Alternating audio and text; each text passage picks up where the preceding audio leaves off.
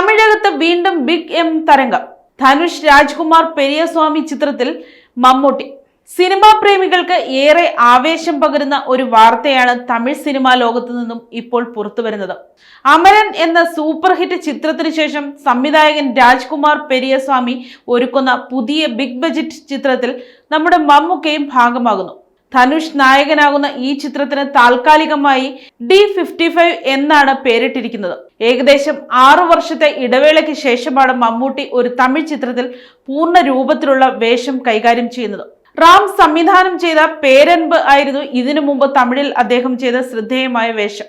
Big M ഒരു കഥ തിരഞ്ഞെടുക്കുമ്പോൾ അത് ചരിത്രമായി മാറുന്നു എന്ന കുറിപ്പോടെയാണ് മമ്മൂട്ടിയെ ഈ സിനിമയിലേക്ക് സ്വാഗതം ചെയ്തുകൊണ്ട് അണിയറ പ്രവർത്തകർ പോസ്റ്റർ പങ്കുവച്ചിരിക്കുന്നത്. വർഷങ്ങൾക്ക് മുൻപ് കമ്മത്താൻ കമ്മത്ത് എന്ന മലയാള ചിത്രത്തിൽ ധനുഷ് ഒരു അതിഥി വേഷത്തിൽ എത്തിയിരുന്നുവെങ്കിലും ഇരുവരും മുഴുനീള വേഷങ്ങളിൽ സ്ക്രീനിൽ ഒന്നിക്കുന്നത് ഇതാദ്യമായാണ്. ആക്ഷനും ഇമോഷനും തുല്യ പ്രാധാന്യമുള്ള ഒരു ത്രില്ലറായിട്ടാണ് ഈ ചിത്രം അണിയറയിൽ ഒരുങ്ങുന്നത്. സായ് പല്ലവിയും ശ്രീലീലയുമാണ് ചിത്രത്തിലെ നായികമാർ. തമിഴകത്തെ പുത്തൻ സംഗീത തരംഗം സായ് അഭ്യങ്കറാണ് ഈ വമ്പൻ പ്രോജക്റ്റിന് ഈണം പകരുന്നത്. നിലവിൽ അടൂർ ഗോപാലകൃഷ്ണന്റെ പദയാത്ര എന്ന ചിത്രത്തിന്റെ ഷൂട്ടിംഗ് തിരക്കുകളിലാണ് മമ്മൂട്ടി. അത് പൂർത്തിയാക്കിയാലുടൻ അദ്ദേഹം ധനുഷ് ചിത്രത്തിൽ ജോയിൻ ചെയ്യുമെന്നാണ് ലഭിക്കുന്ന വിവരം.